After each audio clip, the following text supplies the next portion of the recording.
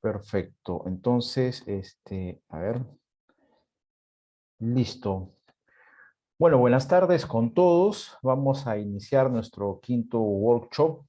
eh, y esta vez tenemos pues a un invitado especial, ¿no? Eh, que viene desde, vamos a ir admitiendo a todos, directamente desde Guatemala, Leven Asanowski, ¿no? Él nos va a hablar sobre una alternativa de mercado institucional a la conservación y estatal de los recursos naturales, ¿no? Este es nuestro quinto workshop y en el marco del programa de formación de ecología de mercado, ¿no? Esta exposición que Leven nos trae se basa en sus investigaciones, ¿no? Que viene realizando en Guatemala y entonces el aporte de este workshop al programa de formación de ecología de mercado será muy importante. Vamos a presentar a, a Leven, ¿no?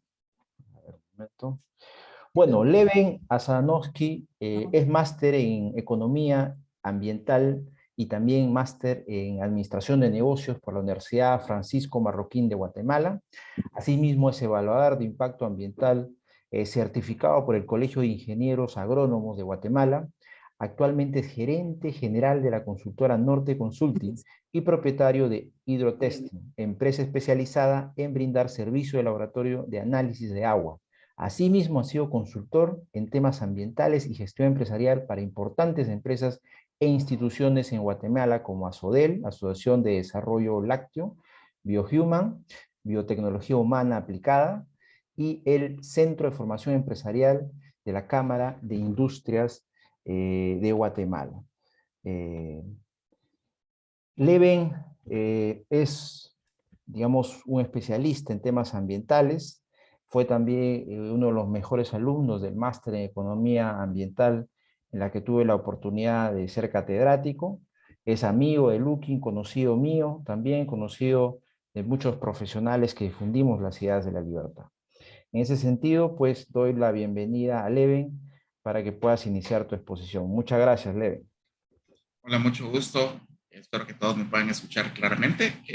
Verán de que por temas logísticos, pues esta computadora donde les estoy exponiendo, pues no tiene videocámara, entonces la cámara donde me van a encontrar va a ser en otro personaje aquí en el chat que dice cámara event. Pero por cualquier cosa, pues aquí me pueden ver. Como bien decía Edwin, pues cursé el máster en Environmental Economics de la Universidad Francisco Marroquín y de esa experiencia pues empiezo a abordar el tema este mental, pero desde la posición liberal. Eh, Me encuentro en la calle con que toda la vida estoy viviendo yo en una especie de matrix en donde desconocía este tipo de posturas y desconocía qué era lo que sucedía cuando consideraba uno los efectos de las interacciones que tenemos nosotros las personas con el ambiente.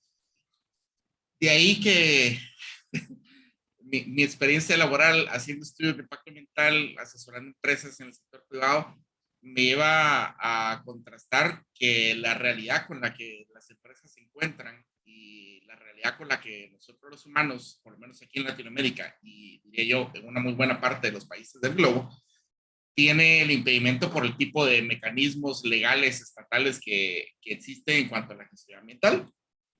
Y entonces eso es lo que me lleva a titular esta charla del día de hoy, como tal, una alternativa de mercado e institucional a la conservación estatal de recursos naturales.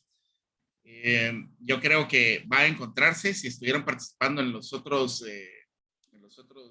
las otras charlas de estos workshops del programa de formación, estarán encontrados, me imagino, con Martin Kraus, está viendo que también les dio una charla, estuvo por ahí Eduardo Fernández, perdón, Eduardo Luña, estuvo Luis Ignacio Gómez pues bueno, tengo el agrado y el gusto de haberlos tenido a ellos tres también como profesores en la maestría.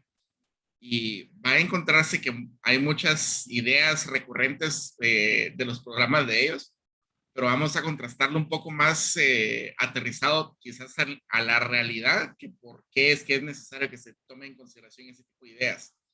Y vamos a ponerlo en el contexto de un claro ejemplo de por qué, de que surge este tipo de idea en investigación de campo. Y vamos a empezar con el siguiente. Vamos a imaginar una pequeña obra de teatro. Y ahorita lo primero que vamos a hacer es que vamos a abrir el telón. Y al abrirse el telón, pues pensemos que encontramos ahí un recurso natural. En este caso, pues dibujado en pantalla van a encontrar un pequeño parche de bosque, ¿verdad? Una unidad de bosque. Entonces, este pequeño conjunto de árboles, pues tiene cierto valor para algunas personas. Pero quisiera que empiecen a imaginar que no es solo estos 4 arbolitos que aparecen ahí, sino que realmente es un bosque más o menos denso y frondoso. Entonces, si nosotros vemos a esos recursos naturales como tal ahí, pues vemos que es una colección de una serie finita o no finita de recursos que no necesariamente estén claramente definidos en cuanto a su uso. Es solo cuando nosotros imaginamos este par de personajes, al que le llamaremos Juan y Romeo, que aparecen en escena, que ambos quieren hacer uso de la madera de estos bosques, donde empiezan los humanos a tener interacción con estos recursos. Entonces imaginemos que poco a poco empiezan a tomar del recurso y siguen tomando el recurso y siguen tomando el recurso. Llega un punto donde este proceso, cuando se maneja de forma desmedida, los recursos continuarán siendo eliminados uno a uno hasta que no quede ninguno. Y esto continuará así hasta que alguno de los dos reaccione y se percate de este problema, o que por lo contrario venga un tercer actor que no aparece aquí en escena y dice, ah, bueno, es que aquí hay un problema porque estos señores están acabando con el recurso natural. Y ese problema, pues me imagino que lo escucharán muy seguido, ¿eh? Se cierra el telón. Ahora que se cierra el telón, le abro la pregunta, si quieren me lo contestan aquí en el chat. ¿Cómo es que se llamó esa obra?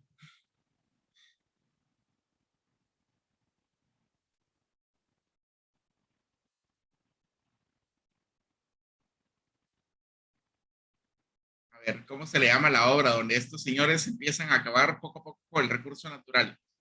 Y no hay ningún tipo de control ni nada por el estilo. Depredación, le dice Patricia. Mucho gusto, Patricia. Muchas gracias. ¿Alguien más que desea aportar? Consumo indiscriminado. Uso indiscriminado, muy bien. ¿Alguien más que desea aportar? Vamos a tomar un tercero. Tragedia de los bienes comunes. Ese es el nombre de la obra. La obra se llama Tragedia de los comunes. Se le llama Tragedia de los comunes porque se trata de bienes que son realmente de uso común. Los recursos naturales, como casi cualquier cosa en el universo, son libres de ser utilizados por el ser humano en algún grado. Y en la medida que nosotros interactuemos con los recursos naturales, pues entonces haremos uso que muchas veces podrá ser desmedido. Este uso desmedido pasa porque existe un problema institucional de fondo y no hay un claro límite hasta dónde tiene que llegar el uso o hasta dónde es razonable el uso de esos recursos. Entonces, como les decía, esta tragedia de los comunes realmente tiene bases en 3 aspectos. Y estos 3 aspectos son, aunque no lo parezca, la economía, las instituciones y los recursos naturales en sí mismos. Vamos a empezar con el tercero de estos 3 puntos de anclaje. Vamos a empezar con los recursos naturales. Y cuando nosotros hablamos de recursos naturales, podemos imaginarnos algo así como lo que tienen ahí en pantalla, donde hay un riachuelo. En este riachuelo pues puede haber peces, vemos ahí distintos tipos de líquenes, vemos ahí árboles de jungla, vemos enredaderas. Entonces todo este ecosistema está integrado por muchas cosas que aparecen ahí y también está integrado por cosas que no podemos ver. Por ejemplo, el aire, aunque está ahí presente, pero no lo podemos ver, es parte del recurso. Los gases que a veces pudieran ser no necesariamente los gases que utilizamos para respirar, pudiera ser, por ejemplo, el metano, o pudiera ser cualquier otra cosa que yaciera en el subsuelo. Entonces, cuando hablamos de recursos naturales, realmente lo que nosotros debemos decir y el término correcto no es acuñarle solo recursos naturales, porque esa interpretación de recursos naturales realmente es corta al sentido en el que nosotros los humanos interactuamos con los recursos naturales. Ya que estos pueden tomar la forma de cualquier cosa, pueden ser cosas que estén en el subsuelo, pueden ser cosas que estén arriba de la superficie o sobre la superficie misma. Son recursos que nosotros deberíamos de considerar que son finitos en cuanto a cantidad y en cuanto a calidad. Y eso nos lleva al siguiente punto, que es el punto de la economía. Básicamente cualquier recurso en el sentido físico, pues sí, será finito, pero por consecuencia de ser finito, es forzosamente sujeto de la escasez. Y básicamente la economía, nosotros solemos tener la falta del buen concepto económico y pensar que la economía es solo el estudio del dinero o que es solo el estudio de las cosas monetarias, cuando realmente no lo es. La economía es el estudio de las interacciones de los humanos en cuanto tienen conciencia de que los recursos son escasos. Y aquí viene una bola curva. Resulta de que los recursos naturales, pues sí, en términos físicos, pues son escasos, pero en términos económicos son infinitos. Y pareciera que fuera una paradoja, pero no lo es. Realmente, cuando un bien se empieza a tornar escaso, entonces nosotros tendemos a valorarlo más porque hay menos de ese bien. Y esa es la forma en como nosotros tendemos o más bien la forma en cómo evolucionamos los humanos para concebir nuestro entorno y tomar decisiones alrededor de nuestro entorno. Veamos que cuando hablamos de recursos naturales, incluso podemos hablar de recursos que nosotros pudiéramos considerar como no válidos o que no tienen valor económico. Por ejemplo, imaginemos las arenas de los desiertos que aparecen aquí en pantalla. Alguien pudiera decir, bueno, es que esa arena no vale para nada más que para hacer vidrio. Y estando donde está, pues no tiene ningún valor, porque para sacar yo el vidrio ahí, pues me tengo que quebrar las piernas tratando de sacarlo y nunca tendrá sentido económico. Pues no, no depende de eso, depende de qué tan escaso sea el recurso. Y ahí, estando donde está, pues el recurso es sobreabundante. Y como es sobreabundante, pues es ahí donde deja de tener valor. Por el contrario, cuando yo imagino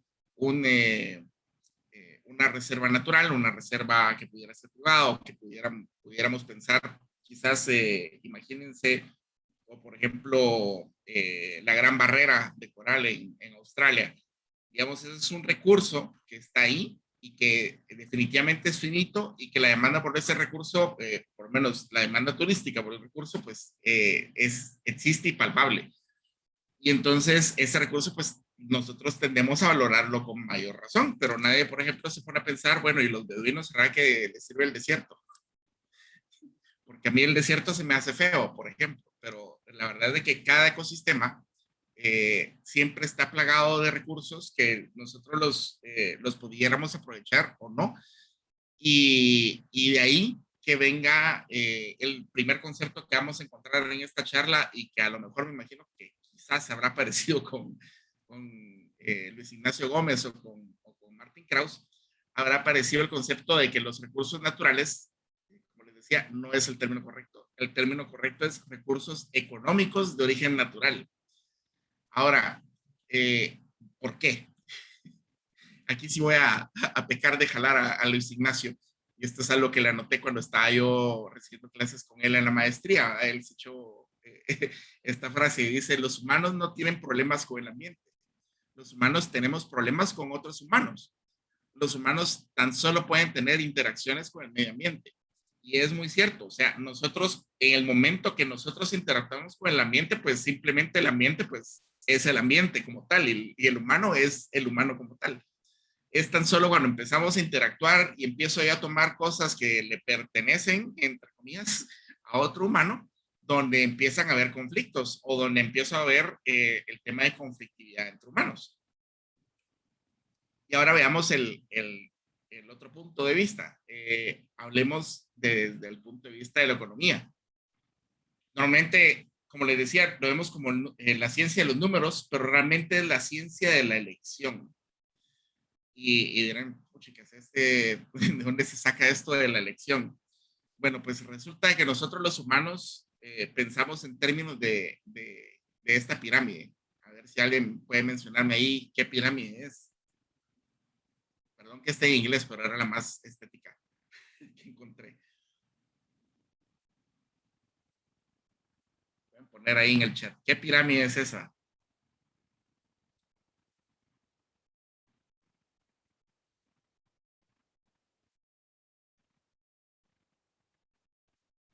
Bueno, esta es la Maslow. pirámide. Sí, correcto. Esta es la pirámide de Maslow, correcto, Patricia. Básicamente todos los seres humanos tenemos, poseemos esta pirámide a la hora de seleccionar qué es lo que nos urge o qué es lo más apremiante para nosotros como personas.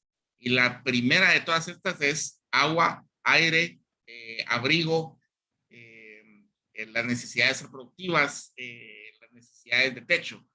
Esas necesidades básicas son nuestras necesidades fisiológicas y nosotros tenderemos a sacrificar cualquier otra cosa por cubrir estas antes. Luego de estas, pues ya vienen necesidades que son un poco más abstractas y que son un poco más dependientes de cómo hemos interactuado nosotros los humanos y cómo hemos armado nuestros conceptos de sociedades. Por ejemplo, nuestras necesidades de seguridad. La primera, la de seguridad personal, la necesidad de empleo, la necesidad de conseguir recursos, la necesidad de salud, y aparece por ahí la necesidad de la pobreza. Yo diría, antes de esa, la pobreza es la necesidad básica que está más próxima a las necesidades fisiológicas. Y es que las necesidades fisiológicas, de todas formas, todas requieren que yo trabaje para poderlas obtener. Requieren que, por ejemplo, sacrifique yo ya sea plantas o animales para yo poder subsistir. Entonces, eso es una verdad que no podemos negar. Y es por eso que nosotros los seres humanos empezamos a interactuar con el ambiente, empezamos a interactuar porque necesitamos alimento, porque necesitamos agua, porque necesitamos abrigo, y es en función de buscar suplir esas necesidades que nosotros empezamos a tomar recursos de la naturaleza. Nos podemos tardar aquí 2 horas platicando acerca de la pirámide de Maslow y cómo podemos interactuar o cómo podemos hacer más eficiente el uso de recursos en términos de esta pirámide, pero la verdad es que no vamos a llegar a mayor cosa. A lo que sí podemos llegar en el espacio de la charla de hoy es a lo siguiente. Digamos, Juan y Romeo, ambos destinarán usos distintos a los recursos naturales con los que interactúan en función de esas necesidades que estén dentro de la pirámide de Maslow. Por eso es de que nosotros imaginemos aquella persona que vive, por ejemplo, en Ciudad de Nueva York, o los que estén por aquí, ahí en Perú, en Lima, o en Ciudad de Guatemala, o en La Plata, en Argentina. Estas personas tenderán a tener menos necesidades de ciertos recursos, por ejemplo, madera. ¿Por qué? Bueno, pues porque muy probablemente muchas de sus necesidades fisiológicas básicas ya han sido suplidas por alguien más. Y entonces no vemos esa interacción como necesaria, pero realmente siempre está ahí presente. Aquellas personas que viven, por ejemplo, en el campo, esa interacción es como que un poco más directa y entonces es como que más fácilmente apreciable este tipo de interacciones. Entonces, aquellas interacciones que nosotros como humanos tenemos con el recurso económico de origen natural tendrán a ser más voraces o menos voraces en términos de qué tantas necesidades tienen. Si existe un nivel básico de riqueza como tal, entonces por lo general esa riqueza habrá suplido muchas de las necesidades antes y por lo tanto haré menor uso de los recursos naturales primarios, digamos, por ejemplo, animales, agua, ríos, etcétera. Y empezaré a hacer uso de los recursos naturales que yo le llamaría secundarios, que requieren, por ejemplo, la minería o que requieren algún tipo de industria previa para poder extraerse. Entonces, esto no evita, o más bien es el causante por qué existe esta tragedia de los recursos, de la tragedia de los comunes, y es porque existe esa necesidad de buscar a los recursos naturales. Entonces, ¿cómo es que freno la tragedia de los comunes? Más bien, ¿cómo es que los humanos hemos envisionado o planeado cómo es que se tendría que hacer o cuál sería el mecanismo bajo el cual prevendría yo que la gente abuse de los recursos naturales? Y es que, la verdad, de forma histórica, la primera forma que esto sucede es la forma institucional. Y aquí llego al tercer punto, ¿verdad? De las bases del por qué es que existe la tragedia. Entonces, aquí voy a abrir, les voy a dar chance para que lo escriban o para que lo platiquen con el micrófono. ¿Qué imaginan, primero, qué es una institución? Y luego, ¿qué instituciones nosotros hemos creado como especie? Y la tercera pregunta es, ¿por qué hemos creado instituciones para empezar? A ver si alguien se atreve a contestar por ahí en el chat o abriendo el micrófono. Vamos a dar un minuto para que den sus aportes. ¿Por qué? ¿Qué es una institución? ¿Qué instituciones hemos creado como especies? ¿Y por qué creamos instituciones para empezar?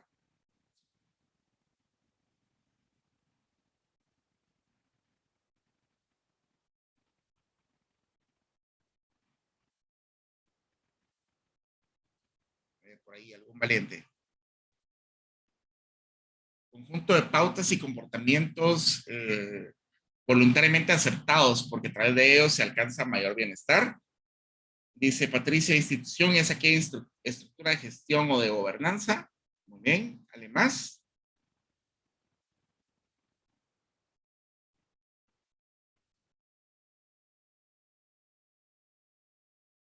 Ok, me gustan las dos respuestas y si quieren vamos una a una. Dice David Cueva, conjunto de pautas y comportamientos voluntariamente aceptados porque a través de ellos se alcanza un mayor bienestar. Ok, me gusta el concepto, pero desafortunadamente, voluntariamente no necesariamente sea así. Idóneamente fueran voluntarias las instituciones. Luego dice Patricia, institución, ¿es una estructura de gestión o gobernanza? Sí, una institución es cierto tipo de estructura, pero no necesariamente de gobierno. Dice Amelia, institución, brindar el ordenamiento para una adecuada convivencia. Ok, me gusta ese concepto. Adiciona David Cueva, como ejemplos tenemos el dinero, el derecho e idioma como los más importantes. Muy bien. Y hemos creado un sistema de regulación y solución de problemas entre humanos. Exacto. Ese es, diría yo que es el principal, digamos, la primera consecuencia visible es que nosotros vemos que los problemas tienden a resolverse por la aparición de instituciones. Pero realmente las instituciones nosotros las empezamos a crear porque, seamos honestos, si no existiera la sociedad moderna como tal, si ustedes tuvieran que vivir en la jungla, la vida sería muy, muy dura. El conseguir techo, conseguir refugio, conseguir alimento, conseguir agua, es difícil, es laborioso y conlleva muchos riesgos.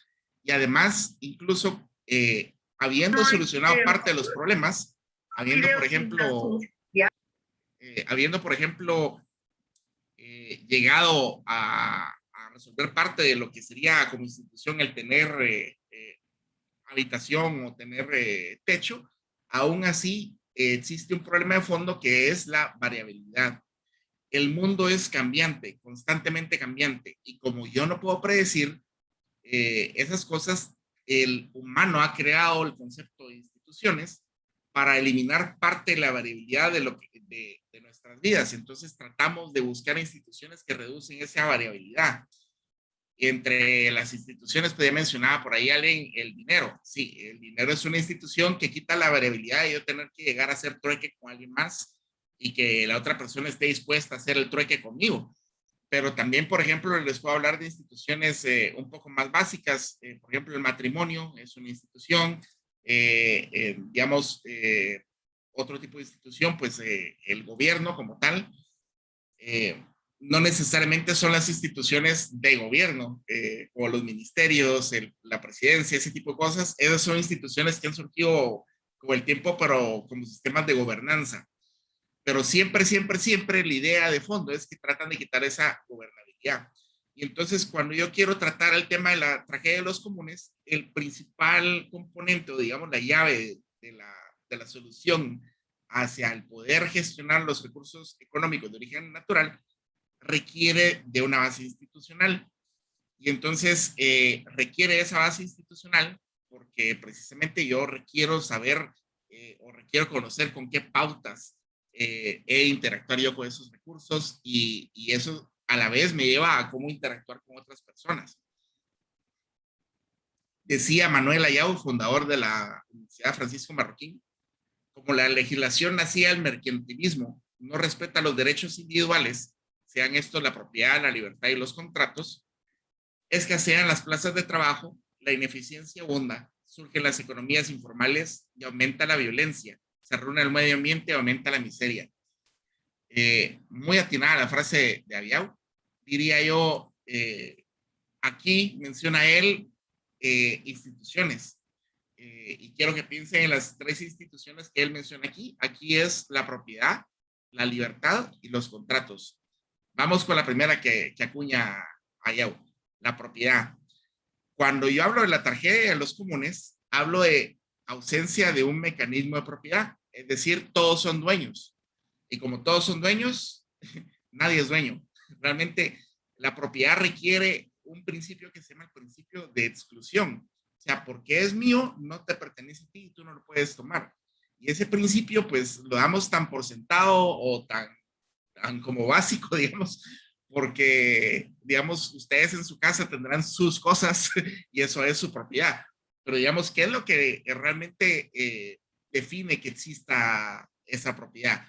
Es algo muy ambiguo. Aquí nos podemos meter en toda la filosofía del derecho y en la filosofía de la libertad y vamos a encontrar con aquello que yo he trabajado o por lo que yo he trabajado, pues eso es lo que me pertenece, ¿verdad? Porque yo he invertido mi vida sobre esos recursos. Y entonces podemos ir más o menos en esa línea con el concepto de propiedad para fines de esta charla. La siguiente institución, la institución de la libertad. La libertad aquí se refiere a la libertad de acción y la libertad donde termina es donde empieza la propiedad ajena. Y entonces esto es muy importante porque nos lleva a la tercera institución que aparece aquí en esta frase de Ayau, que es la de los contratos. Y quiero que piensen un poquito en los contratos. Un contrato requiere de por lo menos dos personas, porque un contrato se pauta entre personas, no se pauta entre la naturaleza y los hombres. Y entonces yo no puedo pautar un contrato con un león, yo pauto un contrato con otra persona sobre ese león. Entonces, resulta que para poder hablar de sistemas en donde yo proteja el ambiente de la tragedia de los comunes, de ese aborazamiento, llamaban por ahí en el chat, realmente lo que estoy pensando es en aquellos sistemas de gestión donde yo tengo algún mecanismo donde yo ejerzo derechos de propiedad sobre otro. Y entonces podemos tener dos tipos de mecanismos realmente. Tenemos aquellos mecanismos que se basan en una buena ley, que diría yo, aquí sí no me voy a pasar por la discusión de que si el socialismo funciona o no, aquí la verdad es que eso no funciona. La verdad es, la buena ley es aquella que está basada en esos tres principios liberales, que son la vida, la libertad y la propiedad. Y esas son las salidas que le llamamos salidas a la Hayek y a la Coase. Si estuvieron con Martin Krauss, me imagino que habrá sacado el tema de Coase. Y luego tenemos sistemas que son basados en mala ley, que es basado en principios mercantilistas. Y estos se le llaman salidas a la Pigou. Pigou era un economista francés del siglo, hoy no me acuerdo si 17, 18, pero lo que el señor argumentaba era que había que penalizar a las personas por hacer uso de los recursos, es decir, había que establecer impuestos o castigos por usar recursos y que ese era un mecanismo de control. Y de hecho, sí, eso es un buen mecanismo de control, pero depende de muchos factores. Y el problema es de que cuando la legislación está hecha sin pensar en la forma en que los humanos respondemos a nuestros intereses y a esa pequeña pirámide de Maslow que estuvimos platicando hace un rato, vemos de que esas interacciones pues no, o sea, son muy lejos de la realidad, y aparte de ser muy lejos de la realidad, no empatan las necesidades de las personas con las necesidades económicas, con las necesidades del ambiente. Entonces, simplemente funciona como medio de castigo y como desincentivo, pero no es un desincentivo idóneo o perfecto. Y entonces es ahí donde tenemos este tipo de consecuencias. Aquí, pues hasta el momento, pues no era tan llena de texto la presentación, pero por ejemplo, esto sí, como me imagino, les puedo compartir la presentación después. Aquí los sistemas de gestión estatal son sistemas que el funcionamiento de estos es netamente coercitivo. Es decir, es un tercer agente entre Juan y Romeo que se entromete entre ellos dos y entonces establece que establece leyes que son penales, que por lo general establecen penalizaciones por el uso de recursos, que esto es lo que les mencionaba del mecanismo de PIU. Establecen, por ejemplo, dificultades en conseguir propiedad sobre los recursos económicos de origen natural o limitaciones en el uso de la propiedad como mecanismo de preservación. Y esto es, otra vez, retorcer qué es propiedad, y por lo general lleva malas consecuencias, lleva abusos de uno sobre otro. Y entonces vemos que Ramón se ve favorecido sobre Juan y sobre Romeo, o Romeo sobre los demás, o un grupo específico, un grupo de interés termina favoreciéndose así. También normalmente establece sistemas estatales cada vez más grandes para procurar sus fines. Por ejemplo, y aquí, si ustedes son vecinos latinoamericanos, van a encontrarse con que en casi todos los países de Latinoamérica hay Ministerio de Ambiente, hay algún Consejo Nacional de Áreas Protegidas o alguna cosa por el estilo. Hay concesionamientos de propiedad, es decir, no es tu propiedad, sino que te presto la propiedad. Hay acuerdos internacionales, como por ejemplo los acuerdos de París, los de Montreal, los protocolos de Kioto, etcétera. Este tipo de acuerdos, al final de cuentas, también son instituciones, y son instituciones que van respondiendo a necesidades que son infinitamente cada vez más complicadas y más emergentes. O sea, hace 30 años hablábamos, por ejemplo, de capa de ozono.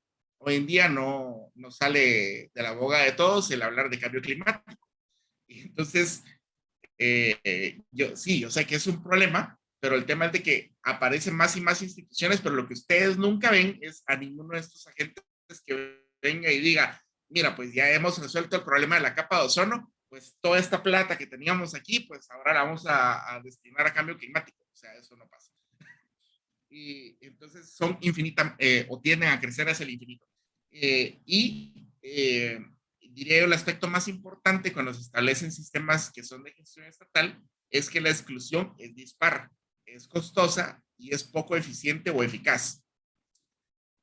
¿A qué nos referimos con exclusión dispar? Cuando yo hablo de propiedad, les mencionaba al principio de exclusión. O sea, yo he de ser capaz de excluirte a ti de usar mi propiedad. Pero digamos, cuando yo aplico un criterio de, bueno, yo no te dejo que uses mi propiedad de horario de tal a tal hora, entonces eso es un uso donde la exclusión es argumentada por algún tema. En este ejemplo, pues es el horario de uso. Cuando hablo de exclusión dispara es cuando, por ejemplo, cuando yo visito, por ejemplo, un área protegida y, bueno, visitantes nacionales, $1. Visitante extranjero, $5. O sea, eso es exclusión dispar.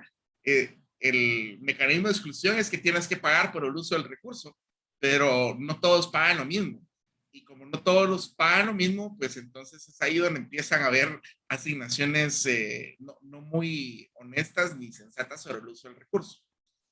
Veamos la contraparte, que es la contraparte de lo que yo les voy a venir a platicar aquí, que es el sistema de mercado. A su principio de funcionamiento es el establecimiento previo de un derecho de propiedad. Es decir, dejar claro y delimitado un derecho de propiedad. El segundo punto de la presencia de derechos de propiedad conlleva forzosamente la búsqueda de equilibrios en la asignación de recursos. Esto sí, esos equilibrios no necesariamente son perfectos.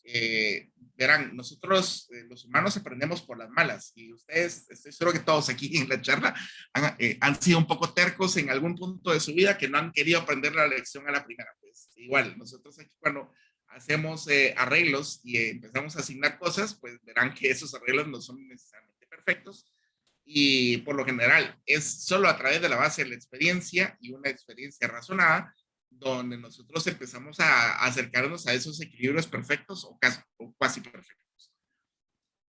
El tercer punto es que favorece la aparición de equilibrios a la COUS en vez de mecanismos a la PIGU. ¿Qué es un equilibrio a la COUS? Pues es un equilibrio contractual o más o menos, digámosle, llamémosle entre comillas contractual, donde ambas partes, si solo hubieran dos, pues entonces pueden establecer una relación de mutuo beneficio. Y es decir, llegan al costo mínimo posible entre esas dos. Proporcionalmente requieren de poca intervención y por lo tanto poca inversión estatal, por lo que favorecen a que no aparezcan problemas de corrupción. Eso es otra cosa que no hemos platicado en la charla, pero que es subyacente en cualquier mecanismo de gestión estatal. Y el Estado sigue jugando un rol predominante, pero, pero más afín a sus características ontológicas, es decir, más afín a de por qué aparece el Estado. El Estado aparece como, si se recuerdan, hace un poco platicamos, aparece como institución para gestionar propiedad. Es porque aparecen las interacciones entre humanos y porque existe la propiedad, es que aparecen leyes. Esto lo decía, no lo digo yo, esto lo decía Frédéric Bastiat.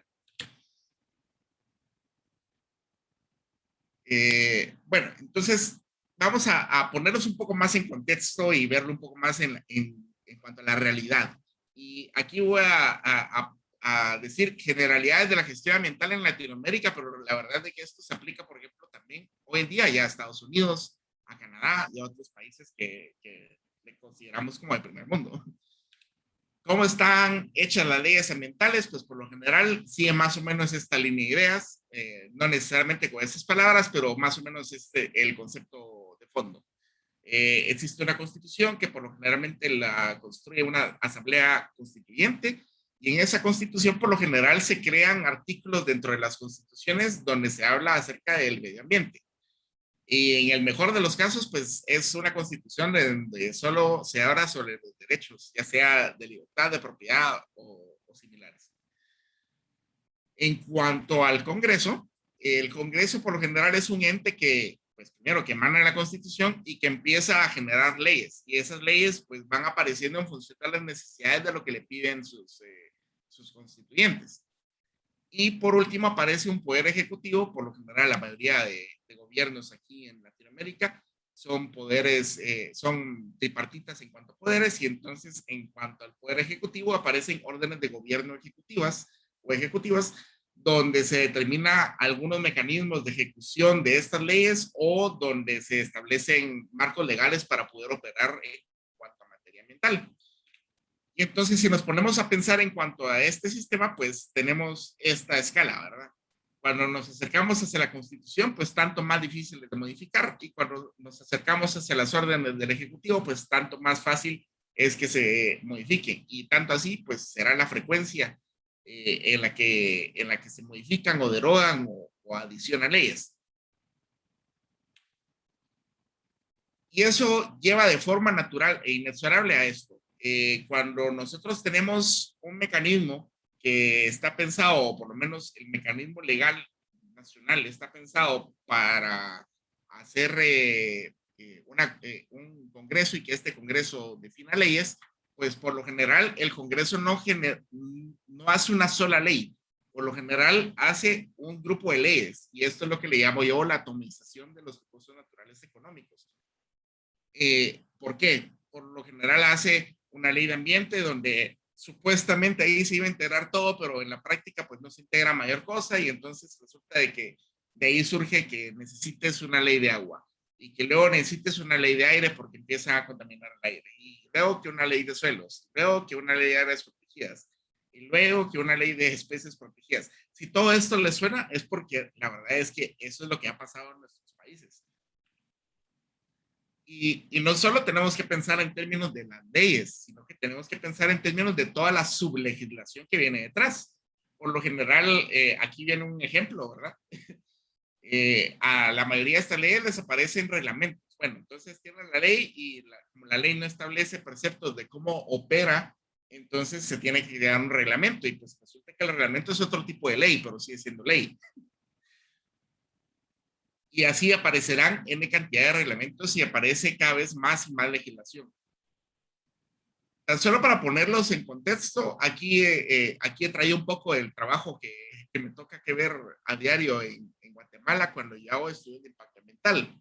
Y les pongo este trabajo porque sirve como para contrastar y como un reality check, ¿verdad? Cuando estamos hablando de todas estas leyes, estamos hablando que en esos reglamentos me piden este tipo de cosas, ¿verdad? Requisitos en cuanto a papelería legal, requisitos fiscales, aparecen, por ejemplo, los requisitos gráficos, algunos planos que son específicos y con algún formato específico que tiene que tener algún proyecto, aunque no haga ningún sentido, pero tienes que tener el plano, por ejemplo.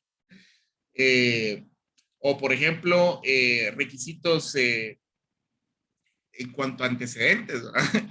Puede ser de que, si bien te va, existe algún principio de jurisprudencia. Eso ocurre, por ejemplo, en Estados Unidos, Canadá, pero, por ejemplo, aquí en Latinoamérica no existen principios de jurisprudencia, sino que aquí existe el principio de que, bueno, tú estás ubicado en un centro comercial, pues tráeme la licencia del centro comercial, porque el centro comercial estuvo antes que tú.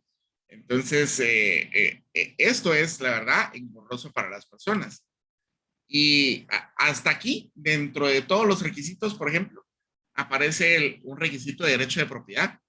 Por ejemplo, algún tipo de contrato o algún tipo de derecho donde uno tenga constancia de que realmente uno es el que dice que es y que está donde dice que está. Y no digamos con otras cosas, por ejemplo, si estás en un área protegida, si tienes que hacer algún tema de consulta pública, Edwin no me dejará mentir, ¿va? Como es el tema minero, por ejemplo, allá en Perú, es muy parecido al tema minero aquí en Guatemala. Ahí aparecen personajes que a lo mejor ni siquiera tendrían que estar involucrados, pero están, porque existe algún tipo de consulta pública que realmente no está razonada con alguna lógica pegada a la realidad y entonces pues aparecen agentes que nada que ver con el proyecto de una persona. Y entonces, ¿eso a qué nos lleva? Pues nos lleva a esto, nos lleva a impuestos. O sea, cada una de estas leyes, al final de cuentas, resulta en algún tipo de honorario que hay que pagarle al agente estatal, ¿verdad? Solo por el hecho de llegar a hacer el trámite, mire, pague tanto. Eh, porque yo le di información, bueno, esto tiene un costo tanto las fotocopias de tal y tal información. Por lo menos aquí en Guatemala han habido avances en cuanto a eso, de no pedir cobros en ese sentido, pero siguen existiendo. O sea, casi siempre cuando el gobierno ejecuta alguna legislación, ejecuta un impuesto. Y uno no lo mira como impuesto porque dice, bueno, no todas las personas pagan ese impuesto. Efectivamente, digamos, si yo soy una persona individual, por ejemplo, no, yo pago impuestos cuando pago el impuesto sobre la renta o cuando pago el impuesto al valor agregado, pues eso sí los reconozco fácilmente como impuestos, pero también son impuestos cuando yo pago la licencia ambiental de un proyecto, o cuando pago una licencia de importación, o cuando pago el impuesto de importación de eso que mandé a traer. O sea, siempre están esos impuestos y siempre siguen el mismo principio, que es un desincentivo a la acción que yo iba a hacer. Y esto nos lleva a otro aspecto más, nos lleva al aspecto del rigor legal, ¿verdad? Conforme empiezan a aparecer más leyes y más cosas, pues entonces tanto así aparecen más temas de rigor legal. Empiezo yo a enfrascarme legalmente, a comprometerme legalmente contra el Estado, aunque el Estado no ni siquiera aparezca por ahí o aparezca una vez cada 200 años, aparece algún señor por ahí en el pueblito donde está mi proyecto, pues ni modo, es parte del rigor legal. Esto traducido al castellano y traducido a lo que todos nosotros podemos entender aquí, se traduce en dólares, señores. Se traduce en dinero. Cada una de estas leyes es dinero que las personas tienen que sacrificar o recursos que tienen que sacrificar en, por lo menos monetarios, para realizar un proyecto y por lo tanto todo eso se transforma en un desincentivo a realizarlo. Ahora bien, existen proyectos donde obviamente pues la rentabilidad del proyecto pues será tal donde uno dice, bueno, vale la pena hacer todo el sacrificio de esta plata para poderlo ejecutar. pero en términos generales puede ser que no. Puede ser de que yo me tope con que el factor dinero sea tan pesado y tan grande que diga, no, hombre, no vale la pena hacer nada. Por ejemplo, aquí en Guatemala, solo para que se haga una idea, aquí tenemos este tipo de cosas que son así como que lo más mínimo que hay que cumplir en cuanto a legislación ambiental. Solo en cuanto a muestreos de aguas residuales, pues te van a ir $200. En cuanto a que un profesional diga de que sí cumples o no cumples con la calidad del agua, pues son otros $400 de barato. Tu estudio de impacto ambiental va a ir de $500 a $30,000. En cuanto a planos, depende de quién sos y dónde estás, pues también vas a gastar plata así. La documentación legal, pues si es un abogado buena gente, pues va a cobrar 65. Si es de esos cara dura, pues va a cobrar 200. O sea, estos costos suman. Suman tanto que por lo menos aquí en Guatemala, solo para cumplir con la legislación ambiental, estamos hablando de un ballpark entre $1,700 a $700,000 según quien seas, ¿va? Entonces, por ejemplo, si tu proyecto es una minera, estás hablando de unos 700,000. Si tu proyecto, por ejemplo, es una finca ganadera, podrás estar hablando de quizás unos 10 a $15,000. Entonces, sí es mucha plata la que se pierde por solo presentar requisitos. O sea, hasta aquí, en cuanto a legislación, nada ha cambiado de la forma en como nosotros como humanos hemos interactuado con el recurso, y el recurso se sigue depredando igual. Digamos, si los regreso yo al tema de la tragedia de los comunes, ¿qué cambia con todo esto? Nada, así para serles honesto, no cambia nada. ¿Dónde es que empieza a cambiar? ¿O dónde es donde se ha apreciado o se puede evidenciar y documentar de que eso de la tragedia de los comunes se solucione realmente?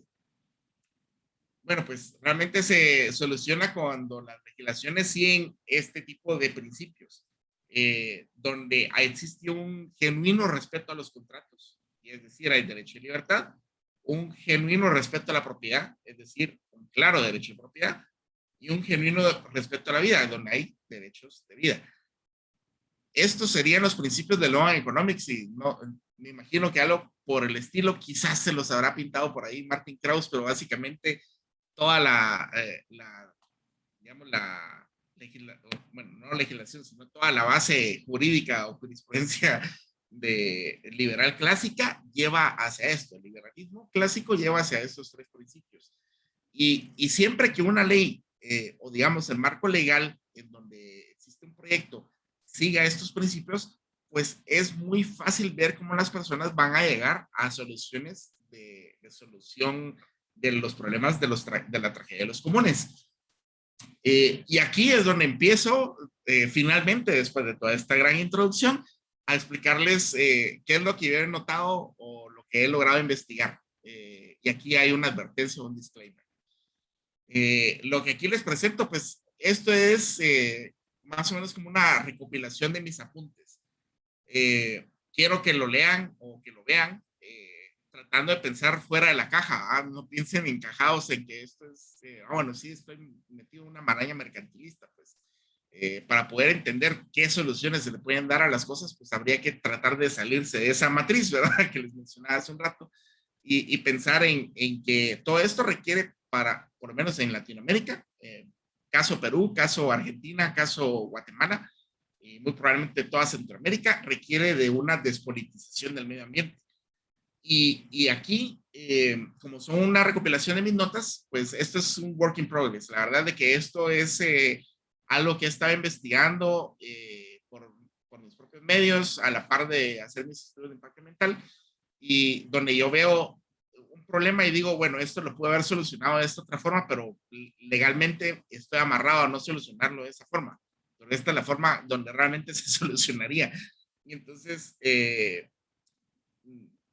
recíbalo con una mente abierta, ¿verdad? Piénselo, quizás medítenlo, si quieren platiquémoslo. Eventualmente me gustaría aterrizar esto sobre un paper académico, pero básicamente es los principios de algo que he venido trabajando el último año y medio, 2 años. ¿Por dónde empezamos? Bueno, pues empezamos por esto, el teorema de Coase. Y aquí aparece Ronald Coase y aparecen sus 3 teoremas. Ronald Coase decía, en el caso de cero costos de transacción, no importa cómo se coloquen los derechos de propiedad, las negociaciones entre partes tenderán a la óptima asignación de recursos. ¿Qué quiere decir eso? Imagínense otra vez el caso de Juan y Romeo, que estaban ahí con el bosque, donde no existe costo a hacer ese contrato entre Juan y Romeo. Juan y Romeo sí se pueden poner de acuerdo entre ellos dos y decir, mira, yo voy a agarrar tanta madera porque lo uso para tal. Bueno, entonces si vas a agarrar tanta madera, pues yo necesito tanta otra. Ok, eso, si lo seguimos usando así, se va a acabar. Bueno, entonces para que no se acabe, vamos a disponer de un área de tanto para que eso nos sirve para resembrar lo que hemos votado. Y entonces ese tipo de arreglos es natural que ocurra cuando existen costos de transacción cero. Es decir, cuando existe claro derecho de propiedad de cada uno y donde todas las personas tienen igual acceso o igual información. En los casos de costos de transacción que no son cero, distintos arreglos y definiciones de propiedad tenderán a dar como resultado diferentes asignaciones de los recursos. Y aquí es donde aparecen, por ejemplo, me gustaría que piensen siempre en el bosque de Juan y Romeo, pero piensen en que aquí hay más actores. Y entonces, como hay más actores y los actores no necesariamente estén ahí o estén más o menos cerca, pero no están ahí entre Juan y Romeo, pues entonces estos actores pues también podrán tener algún tipo de interés invertido sobre ese recurso. Y obviamente, pues como la asignación de derechos de propiedad en este ejemplo no es igual, pues va a ser más eficiente para Juan y para Romeo que están ahí, pero para aquellos que no lo están, pues entonces no va a ser tan eficiente. Entonces, siempre y cuando exista libertad contractual, Juan y Romeo podrán hacer contratos con otros terceros y poder asignar de cada vez más eficientemente los recursos naturales. Siempre que exista este proceso de razonamiento sobre, bueno, aquí aparece un fulano que tiene necesidad del recurso, pues por lo general debiera irse acompañado de una especie de contrato, pues por lo menos aquí en este ejemplo pudiera ser incluso hasta verbal, pero si existiera legitimidad de ese contrato, entonces se puede llegar a un mejor arreglo o un arreglo que sea razonable y en donde se evite a través de la restricción que impone la propiedad privada el que se abuse del recurso. Y menciono la tercera nota de Coase. ¿Por qué los costos de transacción existen? Diferentes definiciones y asignaciones de propiedad tenderán a dar como resultado diferentes beneficios y por lo tanto el establecimiento de un sistema de derechos de propiedad en la base para la optimización y asignación de recursos.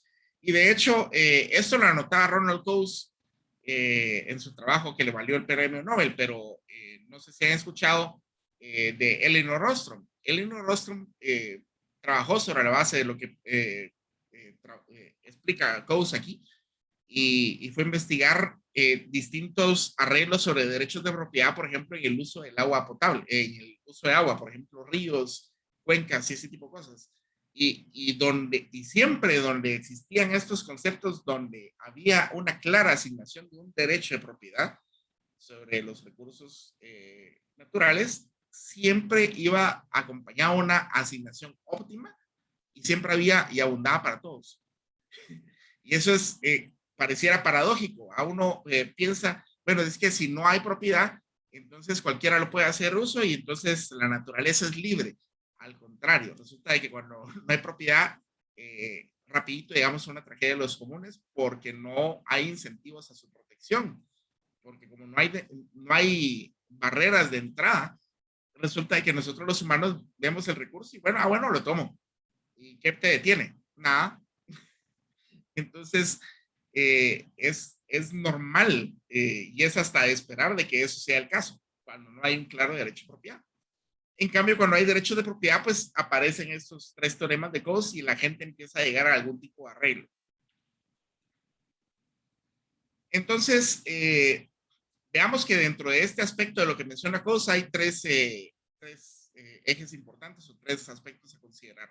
El primero es que existen los recursos económicos de origen natural y que su mera existencia pues conlleva a que estos deberían de tener asignado algún tipo de derecho de propiedad. ¿Sobre quién recae ese derecho de propiedad? Bueno, pues recae sobre los stakeholders de un proyecto, sobre los interesados. Solo aquellos que estén interesados serán, obviamente, pues los interesados en que se proteja o que se gaste o que se raciocine un recurso. Por lo general, si yo sé que el recurso es finito, que en sentido físico lo es, entonces tenderé a buscar mecanismos donde ese uso que se le pueda dar sea lo más perenne posible y que con eso, por ejemplo, cuando ya se agote un recurso, imaginemos una beta de mina o algo por el estilo, pues que haya riqueza suficiente como para poder desarrollar otras cosas después y que esa propiedad que yo tengo ahí pues continúe teniendo valor. Eso por lo general no se discute y cuando hablamos de círculos ambientalistas, pues eso no está. Ahora regresemos al apunte de la pirámide. Todo esto de qué parte de las necesidades. Y esas necesidades están definidas ¿por qué? Por mi pirámide de Maslow. Si las necesidades dentro de mi pirámide de Maslow son las más básicas, pues yo tenderé a depredar ese recurso aún con más intensidad. Si yo tengo riqueza, lo haré menos. Por eso es de que nosotros vemos los países ricos con mejor calidad ambiental que aquellos países en situación de pobreza o en vías de desarrollo. Es meramente por estos hechos que les he expuesto hasta este momento. Cuando nosotros tenemos distintos stakeholders y esas personas tienen intereses que son convergentes, vamos a ver esa reducción de externalidades, es decir, el costo que les involucra a estas partes, en beneficio de ambas. Y por lo general la figura que se formará es un contrato, por lo menos de palabra, digamos. Cuando los intereses son divergentes, vamos a ver por lo general disputas o juicios. Y si se recuerdan del tema de los poderes judicial, el poder judicial no aparecía en ningún punto dentro del esquema mercantilista sobre el cuidado del ambiente. ¿Por qué no aparece? Bueno, pues porque se iba por el tema de todas estas leyes y incentivos que en realidad no limitaban realmente el uso del recurso. En cambio aquí, una disputa o un juicio sí te va a limitar sobre el uso de un recurso, un contrato te va a limitar sobre el uso de un recurso. Entonces, aquí los quiero invitar a que piensen en esto, ¿verdad? Realmente para poder pensar en este tipo de salidas, lo primero que hay que pensar es en una despolitización de las interacciones ambientales. ¿Qué es esto? Involucra derogar leyes ambientales que sean innecesarias. Ojo, que hay algunas que sí lo son. Reconocer ambos mecanismos. Por ejemplo, los pigovianos, como los de mercado, son mecanismos que pudieran coexistir en simultáneo. Yo no he dicho tampoco que, por ejemplo, digamos, a lo que yo he dicho es que cuando solo existe un tipo de mecanismo, no funciona, porque no necesariamente funciona en todos los casos. Yo diría, la forma de ser más razonable es reconocer que ambos tienen su validez dentro de ciertos contextos de uso. Yo creo que eso es mucho la tesis que apunta la gente que está en el PERC, con la que compartió Edwin Sacco. Ellos se han puesto a ver el tema pragmático y sí, existen casos donde soluciones a la PIGU, pues sí, funcionan. Pero cuando yo dejo solo ese tipo de soluciones, entonces yo limito mucho la forma en cómo yo puedo gestionar los recursos porque los recursos pueden ser utilizados de formas muy complejas. Y es por ese tipo de complejidad que no es sano tener solo un tipo de mecanismo. Y también otro punto a establecer, por lo menos desde el punto de vista legal, establecer que las personas individuales y jurídicas sean los garantes del cuidado de los recursos. ¿Por qué? Pues porque como ellos son los que lo van a usar, pues son los mayores interesados en que se cuiden. Entonces, ¿esto qué requiere forzosamente? Pues forzosamente requiere establecer una clara propiedad de los recursos naturales. ¿Y qué es eso de clara propiedad? Bueno, pues clara propiedad es reconocer que un recurso natural, cuando es en propiedad, lo es desde los cielos hasta lo más profundo de los avernos. En términos prácticos, y hoy por hoy, digamos, quien escribió esta frase desde los cielos hasta los avernos, vean, se refiere, por ejemplo, al tema de la minería, se refiere al tema de los bosques y cosas, y cuando hablamos de los cielos, pues eso no se tiende a pensar mucho porque lo damos demasiado por sentado. En Estados Unidos, les puedo poner el ejemplo, existió ahora con el advenimiento de los drones y ese tipo de cosas, pues que si pasa un dron encima de mi casa, pues está pasando encima de propiedad o no. Bueno, pues ya este tema ya le cayó una corte alguna vez y estableció que si está volando abajo de no sé cuántos metros de altura, pues entonces sí está invadiendo tu propiedad. Y entonces, digamos, esto es hacia lo que los quiero llevar. El establecer ese tipo de cosas solo puede venir de ese tipo de interacciones donde yo establezco un claro derecho. Obviamente, si aparece eso, pues aparecerá lo siguiente, que es el tema de los contratos y el poder restringir el acceso al recurso. Y entonces, esto por lo general nos va a llevar a equilibrios al tipo Gauss o tipo Hayek, que es cuando aparecen arreglos espontáneos de este tipo de arreglos. Entonces, el papel estatal, ojo que no he dicho que el Estado no tiene un papel aquí. El Estado, claro que tiene un papel. El Estado tiene el papel de ser un garante que si bien es protagónico, no es con el tipo de protagonismo que tenía antes, donde era un ente regulador y decía sí o no y está involucrado supuestamente de lleno con los sectores involucrados. Aquí el Estado simplemente sirve como un garante imparcial o debería de servir como un garante imparcial donde pueda resolver disputas y establecer y reconocer la legitimidad de los derechos y que estos derechos pues tienen estos aspectos que son de poder ser transferibles, de poder ser negociables, de poder ser heredables e incluso conmutables. Entonces, por ejemplo, cuando yo quiera conmutar, por ejemplo, mi derecho, porque no lo sé, o sea, te vendo el derecho o algo por el estilo, ese tipo de cosas, poderlo hacer, me lleva a que se puedan hacer arreglos que son más sencillos entre las personas. Y entonces cuando empiezo a pensar en esos términos y regreso a esta pirámide, entonces veo que cuando hay intereses convergentes o divergentes, a lo que me tengo que enfocar es más que a que si son convergentes o divergentes, es a la necesidad de que exista algún tipo de arreglo. Y a lo que yo les presento aquí es, por ejemplo, el tipo de arreglo institucional va a depender en función del número de stakeholders que estén involucrados. Cuando yo solo tengo dos involucrados, pues el tipo de arreglo en libertad más pleno, pues es un contrato bipartita. Pero cuando ese número de stakeholders empieza a crecer, entonces lo más sensato es establecer un reglamento, porque el reglamento es más fácil de comprender y en el momento que tú transgredes un reglamento, pues es fácil de auditar o más fácil de interpretar. Ejemplos. En realidad ya vivimos con ellos. De hecho, son, por ejemplo, las normativas ISO son este tipo de arreglos.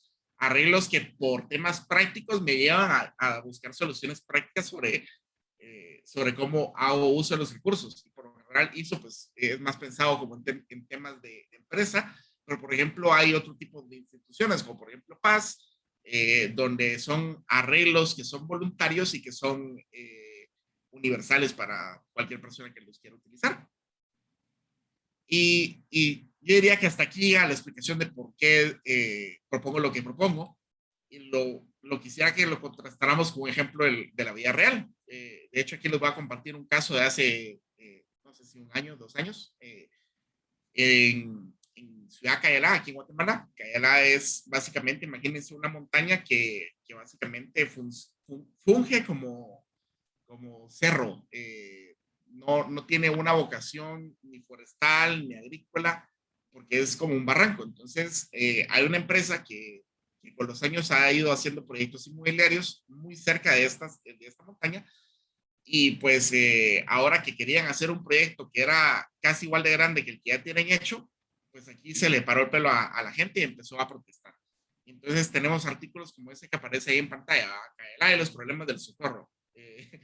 La verdad es de que aquí es un llamado, más bien cuando yo leí este artículo me hizo el llamado a pensar otra vez nuevamente en esto que les he explicado. ¿Va? Aquí el interesado realmente es Cayalá y en todo caso sus vecinos inmediatos podrán ser interesados. Pero digamos el que tiene la propiedad es dueño de esa propiedad y debería de hacer con la propiedad lo que esa persona quiera. Es solo cuando afecta a un tercero que debería de existir ese acercamiento a la causa y decir, oye, mira, aquí lo que hace tu propiedad con la mía es tal y tal cosa.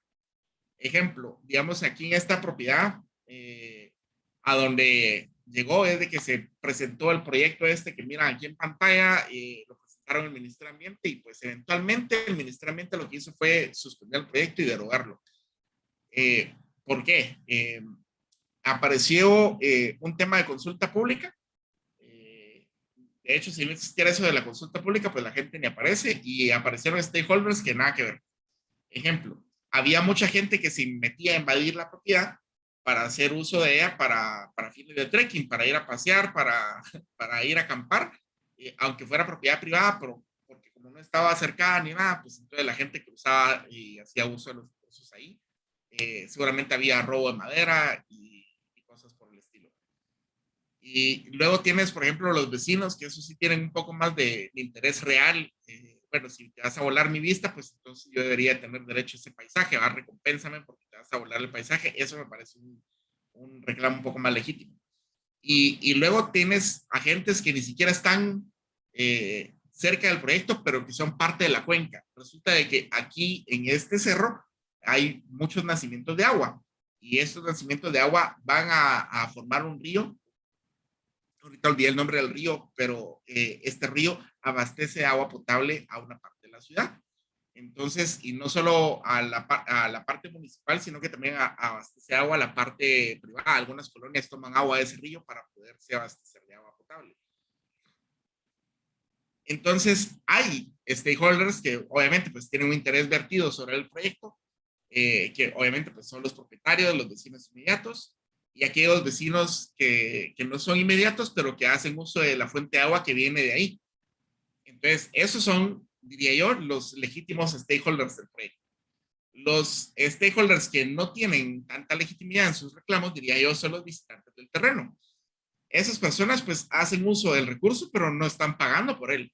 Y entonces, como no pagan por él, y bueno, también diría yo, los vecinos y tampoco los usuarios de la fuente de agua, pues tampoco están pagando por él, ¿verdad? Pero digamos, a esas personas se puede establecer más fácilmente. Los visitantes del terreno, aquellos que solo quieren que se quede para conservación, hablan y se quejan mucho, se quejaron al punto donde se paralizó y detuvo el proyecto, pero en ningún momento apareció ningún actor que dijera, mira, yo te lo compro para que se quede de reserva. Y eso no aparece porque existe esta disyuntiva en cuanto a que tiene que venir el Estado a arreglar el problema con nosotros. Entonces, ¿realmente qué usos tiene? Pues es trekking, es tierra ósea, es extracción de agua, también sirve de reserva natural, sirve de biológico. Entonces, digamos, hay muchos usos que ya tiene esta propiedad que pudieran dársele un valor económico, pero en ausencia de esos derechos de propiedad, pues también por el proyecto, pues tampoco tiene así como que mayor interés en especializarse en uno. Porque ahí también pudieran poner, por ejemplo, un proyecto de ecoturismo y tratar de rentabilizar a todas estas personas que están en el trekking. Pero imagínense, si están en aras de querer hacer un desarrollo inmobiliario, pues entonces la cantidad de plata que tendrían que generar de estas gentes de trekking es brutal, ¿va? Entonces, como para decir el costo-beneficio de tomamos una opción o la otra. Entonces, este es un tema donde podemos abrirnos a un debate de horas, pero la verdad es que últimamente, si ellos están en su propiedad, ellos deberían poder hacer con ella lo que quieran, siempre y cuando no afecten la propiedad de un vecino, de un tercero. Y eso no es lo que ocurre acá. Esto sí pudiera ocurrir si el tema fuera solo por el tema de los derechos de propiedad, cualquiera de esos otros agentes, por ejemplo, los vecinos del proyecto, sí le pudieran asignar algún tipo de valor económico a su vista. La gente que usa la fuente de agua también le pudieran asignar algún valor económico. La gente que va a hacer el trekking también le pudieran hacer uso de ello. La municipalidad, porque utiliza el agua de ahí, pues también debería pagar por el uso del recurso. Ese tipo de cosas no van a aparecer mientras no existan esos claros derechos de propiedad o ese marco institucional que les he platicado. Aquí, como les va a quedar la presentación, les dejo este artículo de opinión de otro colega de la Marroquín. Escribió en este diario, Cayalá del bosque y la propiedad privada. Y el argumento de él es, bueno, si es tu propiedad, deberías estar en libertad de hacer con tu propiedad lo que tú quieras. Ojo, con el asterisco de siempre y cuando no dañen la propiedad del tercero. Pero aquí, como eso no existe, entonces no llegamos a ninguna solución. A la fecha, en la finca la siguen depredando, la gente que lo utiliza de trekking la sigue usando de trekking y no está pagando por ello. Total es de que nadie está feliz y la verdad tampoco es como que haya mucho interés en un genuino interés del cuidado de los recursos que hay ahí y no veo que cambien en el corto plazo, ¿verdad? Entonces, hasta aquí llegaría mi exposición. Imagino que ahorita abrirá un espacio para preguntas, Edwin.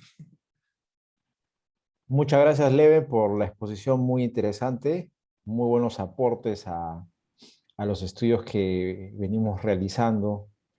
Vamos a pasar ahora a la etapa de preguntas. Para que puedan brindar su pregunta, hay una opción abajo de reacciones y la opción levantar la mano. Pueden pulsar ahí para que puedan levantar la mano y tener un orden en las preguntas. También las pueden dejar por el chat, a ver si tienen alguna pregunta al respecto. A ver, vamos a esperar si hay alguna consulta.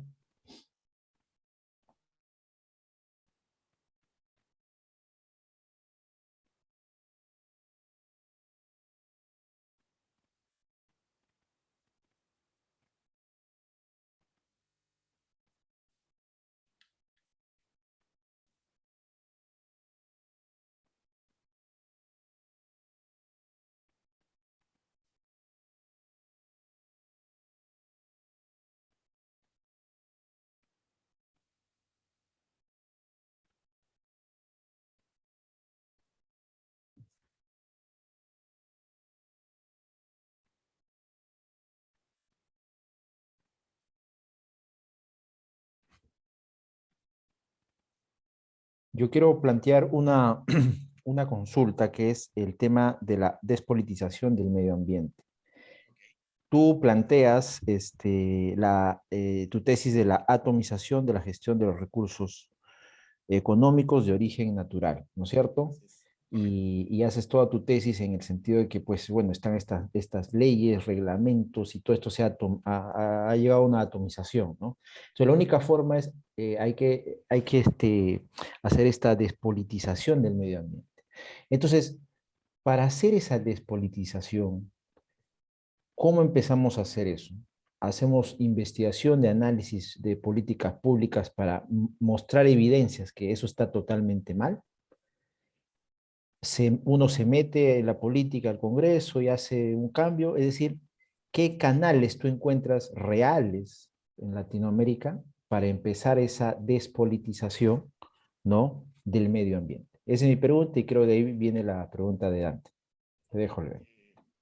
Mira, pues, en mi experiencia, y te puedo hablar de lo que yo he visto aquí en Guatemala, sería la parte de la despolitización. eh, la veo desde el punto de vista académico, lo está haciendo el papel la Universidad Francisco Marroquín, por lo menos aquí en Guatemala. Desafortunadamente, así como que el alcance que ha tenido la universidad, yo siento que se ha quedado como que muy corto, la verdad. Yo siento que pudiera dar mucho más y no se le ha dado importancia a este tipo de investigación y no se le ha dado la importancia académica que mereciera.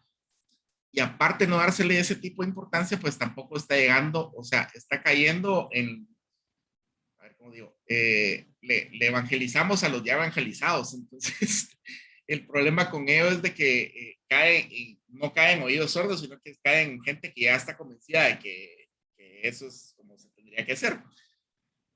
No está cayendo en oídos nuevos, en gente que toda la vida ha tenido ese cassette y que ha vivido con ese paradigma de, bueno, hagamos las cosas a la pigu, y por lo tanto, entonces no es parte de la conversación entre personas interesadas y pudieran estar interesadas. Eso es una parte. Y yo veo, quizás como un poco más puntual y, digamos, generalizando un poco, aquí generalizando un poco a Latinoamérica, la mayoría de constituciones tienen una parte de consulta pública o consulta popular, y a través de una consulta popular sí se pudiera dar este tipo de reformas, pero para promulgar ese tipo de consultas, por lo general requiere que uno sea un actor político. Típicamente de lo que yo he leído, de aquí en Guatemala te sé hablar muy bien, pero digamos, en general para Latinoamérica lo que he visto es que por lo general son o eres diputado o eres presidente, y eso requiere que te metas a la política. Y como te metes a la política, pues entonces ya eres politiquero. Y como eres politiquero, pues entonces todo lo que llegues a decir está mal. Eh, Creo que falta mucho trabajo en enseñar sana política, en discutir. Bueno, aquí yo les propongo que mi postura no sería quitar todo lo de Pigú, porque habrá casos donde sí hace sentido, y tampoco es dejar todo a expensas de un libre mercado, que por lo general, en la mayoría de casos, sí sería una buena y genuina solución. Entonces, siento que eso no está en discusión y no está dentro del demos político de la gente aquí en Latinoamérica. Y para poder hacer eso, sí se requiere de que la gente que entiende este problema se meta a política, forzosamente. Y entonces sí, vas a ver países donde esos temas se están empezando a ver desde el punto de, bueno, formemos un partido de gobierno liberal clásico y el tema es de que quede. Yo creo que quizás el que va un poco más adelantado en ese sentido, y ojalá que hubiera alguno de ellos por aquí en esta charla, fuera la gente que está en Ecuador, porque sería muy buen punto de partida ahora que ha quedado un gobierno un poco más liberal en el poder en Ecuador, pero en el resto de países de Latinoamérica yo creo que falta un trabajón, pero enorme, para entender esto y para ponerlo en práctica.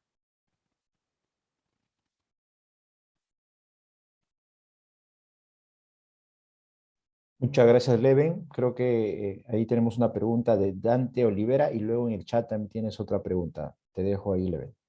Ok, perdón, la pregunta de Dante, adelante. Sí, primero que nada, buenas tardes. Mi consulta era en la parte referida a la dicotomía que había entre sistema de gestión estatal y sistemas de mercado, ¿no? En una parte recuerdo que en uno de los puntos del sistema de mercado, en la parte final está, sí, justo ahí, el Estado sigue jugando un rol preponderante, pero más afín a sus características ontológicas. Quizás sea porque me perdí un poco en esta parte, pero si es que podría profundizar, ¿no? Porque, por ejemplo, desde un enfoque liberal o libertario en ese sentido, se ve con desconfianza como a los ojos a la cuestión estatal, ¿no? A su Sí, funcionamiento. sí. Entonces, por ejemplo, ¿cuál sería el margen o el rol que debería jugar ahí el Estado? En un sentido de crear legislación para, no sé, dar condiciones que se genere un tipo de ecología de mercado, un mejor sistema de mercado o qué otra cosa, ¿no? Ya. Y si es que podría profundizar en la cuestión de la característica ontológica, que me perdí un poco, pero creo que puede ser interesante porque usualmente se piensa, ¿no? Como decía a veces Robert, tal vez de que el Estado es el enemigo y otras veces no, que no es el enemigo, pero hay que tener desconfianza. Entonces por ahí más o menos va Claro. mi pregunta. Muchas gracias. Claro, yo diría, mira, en tanto el Estado tenga su papel legítimo, y aquí por papel legítimo, y por eso es que pongo la frase de características ontológicas, el papel legítimo o histórico del Estado ha sido ser aquel agente tercero que busque o que debería velar por, ¿cómo le llamas? El arreglo entre partes. Y aquí ese sería el rol que tendría que tener el Estado, más que de crear leyes y crear ministerios y crear más mecanismos de gobernanza, sería más de darle al Estado el papel limitado a procurar y velar porque se cumplan los tres genuinos derechos en la visión liberal. Por ejemplo, te decía, y aquí citando a Bastiat, yo creo que lo mencioné en este mismo live, pero Bastiat decía, no existen leyes, más bien, no existe propiedad porque hay leyes, es al contrario, las leyes existen porque existe la propiedad es anterior al papel legal y como tal, el Estado pues sí tiene, o más bien suele favorecerse que el Estado sea un garante, digamos, entre comillas, de justicia o como mediador cuando hay disputas por el uso de los recursos. Y es más fácil que el Estado cumpla ese papel y que ese papel esté bien hecho cuando el Estado no lo tienes metido abarcando cosas que no tendría que estar abarcando. Y de hecho te puedo dar ejemplos donde eso sí ocurre. No sé si han investigado, pero por ejemplo, lo que le llamarían los leones africanos, pueden irse al caso de Botswana, por ejemplo, cómo ha crecido. Botswana ha ido cambiando su legislación en los últimos 20, 25 años en aras de una visión un poco más liberal y gracias a ello, pues su PIB pues, ha crecido muchísimo. Y también en cuanto a la preservación de recursos, pues existe ahora mayor número de reservas y mayor cuidado de especies de las que había hace 20 o 25 años. Y es por eso, el papel del Estado se delimitó en ese país a ser un garante entre partidas. Y entonces, cuando tú tienes esas disputas y cuando aparecen esas interacciones, como lo que les ponía aquí en este diagrama, cuando aparecen estos intereses convergentes o divergentes, pues el Estado lo único que hace ahí es intervenir y interviene por lo general a través de corte, no a través de legislación como tal. Y también históricamente, por lo menos en Estados Unidos, te diría los últimos 30, 35 años, pues no, quizás no tanto, pero antes de la Segunda Guerra Mundial, pues eso era donde se resolvían este tipo de disputas. Y durante muchos años, los derechos de propiedad sobre bosques, sobre agua, sobre cacería y ese tipo de cosas, pues era, al estar mucho más claros en el sentido de dejar nada más de la propiedad como tal, pues aparecía el papel del Estado y era más fácil que cuando existían disputas que resolviera a favor de algo que fuera mejor para todos, incluido el medio ambiente. Pues, supongo que eso sería para atender tu pregunta. Sí, muchas gracias por la respuesta. Ok. En el chat aparece Amelia. Me le dice felicitaciones, apreciaría nos pueda compartir cuál podría ser la medida de impacto que contribuya a la más adecuada de fijación de costos de recursos naturales. Muchas gracias. Mira, pues fíjate que aquí no sería tanto en función de una medida de impacto como tal, porque eso va a variar mucho en función del tipo de interacción que va a buscar un agente. Ejemplo, recordemos, aquí voy a buscar el slide que tenía de Juan y Romeo.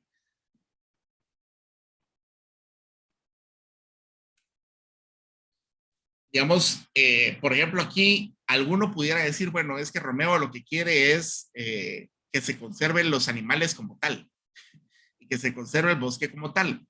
Entonces, aquí el impacto vendría porque hay gente que llega a hacer camping o porque llega a usar el bosque como tal y deja basura. Y entonces, esos son los impactos. Entonces, establecer ahí una medida de impacto, pues es afín a la actividad que se está llegando a realizar. Pero por el otro lado, el uso que le pudiera dar el otro actor pudiera ser, por ejemplo, una empresa forestal donde se crecen los bosques, se talan y se están renovando con cierta frecuencia. Y estos bosques pudieran ser mixtos o pudieran ser de monoespecie. Entonces, ahí el tipo de impacto va a ser distinto. Entonces, no puedes establecer así como que una sola medida, sino que aquí el establecer los costos de los recursos naturales va a ser en función de las necesidades que van a tener los agentes que están involucrados en la interacción. Entonces, cuando tú tienes intereses, como en este ejemplo, que son divergentes, el costo que le puede dar uno en la práctica a través de otros mercados como otros recursos naturales es más alto que el costo de tener la reserva ahí como tal y llegar él a hacer uso de ello. ¿Va? Entonces, vean el ejemplo de lo que ha hecho, por ejemplo, Morgan Freeman. Morgan Freeman, pues, no sé si sabía, pues, resulta que el señor es un conservador de recursos naturales y tiene cientos de hectáreas de bosque compradas en Estados Unidos con el fin solo de protegerlo, porque él lo valora así y él, para él, eso tiene un valor económico que se lo asignó él. Pero, por ejemplo, si ahí estuviera una empresa forestal, entonces la empresa forestal es el valor económico de cuántos flujos de caja pudiera sacar a futuro vendiendo la madera que pudiera haber en ese bosque. Entonces, el valor económico va a tender a variar. Va a tender a variar en función de quiénes son los actores, los stakeholders que estén involucrados en esa interacción. Espero que eso atienda a la pregunta de Amelia.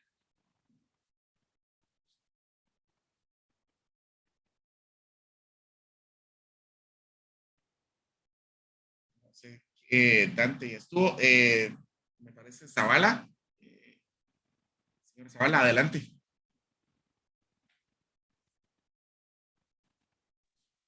Hola, muy buenas tardes, David. Muchas gracias por la información y sobre todo por las dudas que ha dejado tu conferencia que te obliga a buscar tu datos. Vivo en una zona costera, playa exactamente, y me ha sorprendido el tema de la legislación. Nosotros acá en Ecuador tenemos una legislación nacional, una legislación provincial y también una legislación municipal en cuanto a temas ambientales. Y aquí nos hemos topado nosotros con el problema realmente en el manejo de la administración de la playa. Por un lado el municipio, por otro lado el Ministerio del Ambiente, el tema de la Armada, y hay algunas instituciones. Y aquí nace mi gran duda. ¿Cómo podemos nosotros hacer control social a este proceso de legislación ambiental? Yo creo que uno de los problemas que hemos vivido acá en Ecuador, tal vez en otros países, es que los ciudadanos no estamos controlando, digamos, los ciudadanos no estamos controlando a los funcionarios. Entonces ellos hacen y deshacen, y cuando salen las leyes o las ordenanzas que le llamamos acá, pues ahí nos vamos a sacar mesas de sorpresa. Aquí el tema es, aparte de la organización social que es fundamental, ¿cómo ejercer este control social en un tema tan complicado como es el ambiental? O si eso no sería importante, también podría ser la otra arista, ¿no? A ver. Ya. Quizás aquí peco un poco por no poner un ejemplo como tal. Pero, les recomendaría busquen los arreglos de agua en España. Había se me olvida el nombre, justo se me olvida el nombre, pero a lo mejor Edwin se recuerda. Existe históricamente en España, ahorita voy a explicar por qué saco el ejemplo de España, un arreglo donde había un río en una provincia, que la provincia era brutalmente seca y que para los veranos pues el río se iba seco y pues cuando se van los moros de España, queda esta región casi desértica con solo un pequeño riachuelo y eventualmente vienen una serie de monjes y estos monjes establecen estos derechos de propiedad, pero son derechos de propiedad comunales. y por aquí va la respuesta a la pregunta. El tema de que estos derechos de propiedad juntan aquellos requisitos que yo les mencioné, que era la transferibilidad, la conmutabilidad, el poder intercambiarse, el heredarse y demás. Y esos derechos de agua han hecho que desde tiempos medievales esta zona de España sea una zona con una productividad agrícola muy alta. De hecho, hasta venden agua.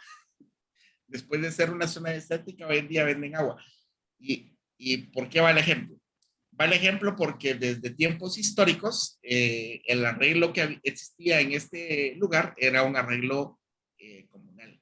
El derecho sobre el recurso, en este caso, por ejemplo, el agua, era un arreglo comunal. Y entonces había lo que se llamaba como, ¿cómo sería? Como una comunidad del agua o una mancomunidad del agua.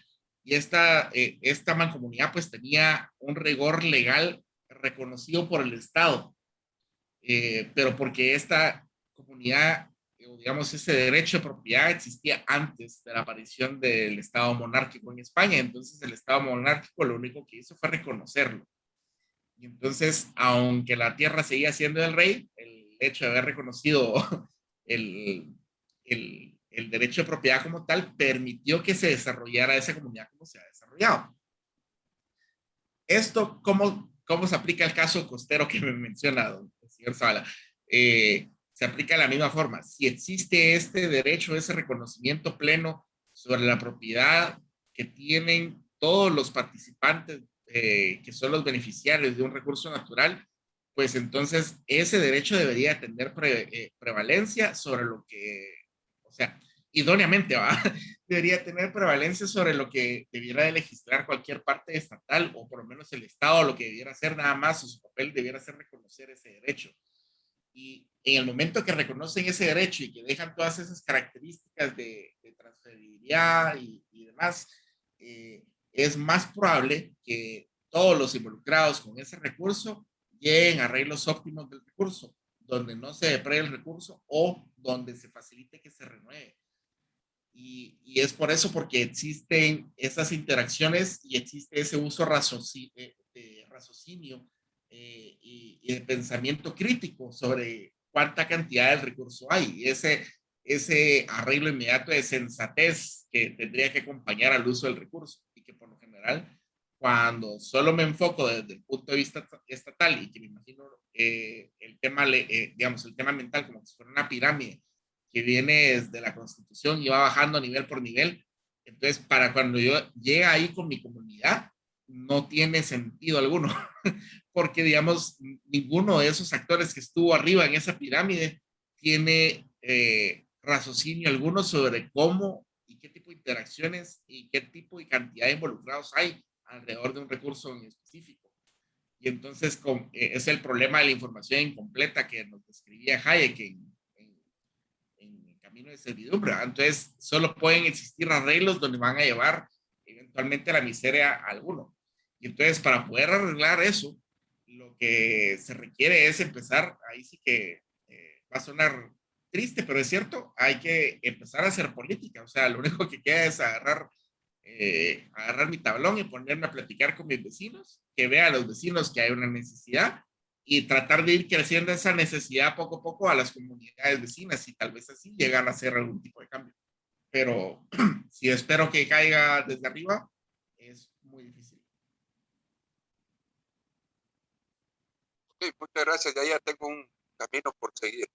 Gracias. Muchas gracias por su pregunta. Amelia tiene la mano levantada. Muy buenas tardes, Leven. Cálidos saludos desde Perú y saludos a todos.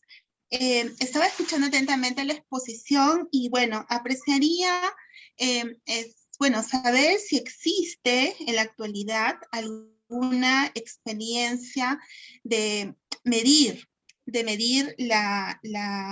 digamos, la coherencia de un dispositivo legal, ¿no? Básicamente eso. ¿Y qué tan eficiente o eficaz puede ser una norma? Muchas gracias. Ok, de hecho sí hay ejemplos y de hecho es muy fácil encontrar el ejemplo, solo que lo vamos a encontrar en inglés en el PERC, en el Property and Environmental Research Center, tienen un artículo donde contrastan los casos de cacería en el África. Aquí, para resumírtelo y ponerlo así muy rápidamente, se contrastan dos políticas. Existe un país donde hay una parte de una reserva donde hay elefantes y pues los elefantes van camino a la extinción. Y existe un país vecino que tiene más o menos igual mecanismo y más o menos igual política donde el Estado es el dueño. ¿Qué es lo que sucede?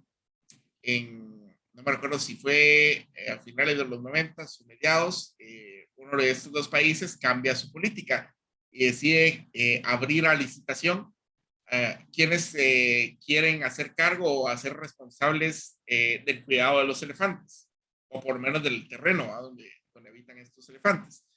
Y entonces, a través de dar ese tipo de derecho de propiedad y a través de esa licitación, pues se establecen mecanismos más o menos como lo que les comentaba hace un rato, donde hay transferibilidad y hay pues, bueno, pues ¿qué sucede? Que en el país vecino pues no establecen eso mismo y en un lapso de 20 años vemos cómo las poblaciones de elefantes en el país que establece el derecho de propiedad, la población de elefantes crece a pesar de que se legaliza la cacería dentro del área.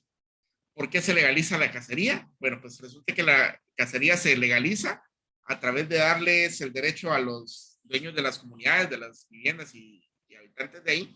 Ellos son los que organizan un esquema de ecoturismo alrededor de visitar el parque y ver a los elefantes en su hábitat natural. Y entonces, como los elefantes son animales nómadas, pues uno requería demasiado trabajo y no se pagaba ese trabajo. Entonces, al tener estos derechos de propiedad, vienen ellos y establecen de que se va a hacer la caza legal, pero va a ser solo sobre los elefantes más viejos. ¿Y por qué sobre los elefantes más viejos? Porque los elefantes viejos detienen a la manada de poderse mover. Entonces, es en aras de su propia salud, es mejor para ellos que se mueran los viejitos. Y entonces ellos tienen como que una confluencia de intereses ahí. Está la gente que quiere cazar elefantes, está la gente que quiere el marfil de sus elefantes, está la gente que los quiere llegar a ver, está la gente que está cohabitando con ellos y los elefantes para ellos antes eran una peste porque les pasaban encima sus cosechas y demás. Al tener ellos propiedad sobre los elefantes, ellos tienen una fuente de ingresos alterna a través del ecoturismo y entonces empiezan a promover el crecimiento de las manadas porque como no se ven tan, primero que no las cazan, segundo que no tienen incentivos ni depredadores y los humanos tampoco están en disputa con los animales otra vez y hay un derecho de propiedad sobre ellos. Entonces las poblaciones de elefantes empiezan a crecer al punto que ellos son exportadores de elefantes. Y por lo menos en ese país ya no son animales protegidos. Entonces ahí sí tienes un claro ejemplo de la vida real de cómo una política donde se establece un derecho de propiedad versus una donde no lo hay, tiene consecuencias drásticas. En un espacio, te estoy hablando unos 10 años a 20 años, vemos resultados completamente distintos. O sea que en un periodo razonablemente de vida, tenemos resultados distintos con políticas completamente distintas. O sea que sí se puede hacer. Está documentado que se puede hacer. El problema es la voluntad política de quererlo hacer y por lo general, desafortunadamente, pasa porque muchos de nosotros, el público en general, como desconocemos de este tipo de cosas, pues no votamos por políticas o no votamos por actores políticos que promulguen este tipo de cosas. Muchas gracias. No sé si hay alguien más que desee participar.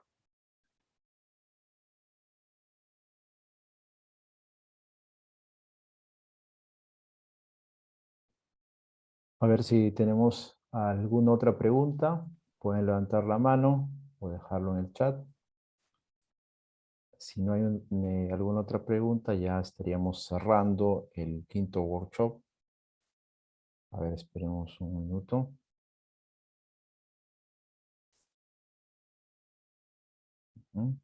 Creo que no hay más preguntas. Bueno, vamos a seguir. Bueno, Leven, gracias por tu presentación. De verdad, nos ha ayudado mucho a despejar varias dudas que teníamos, ¿no? Hay aportes muy interesantes, muy interesantes. De mi parte yo he tomado nota, ¿no?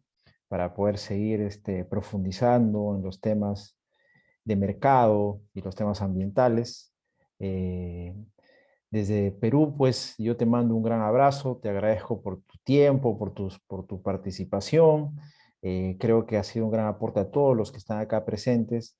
Tenemos el video, el cual va a ser compartido por los que no pudieron asistir a la reunión de hoy, pero muchas gracias, Le, muchas gracias, han sido aportes muy interesantes y muy válidos. Muchas gracias por la invitación, Edwin, muy amable.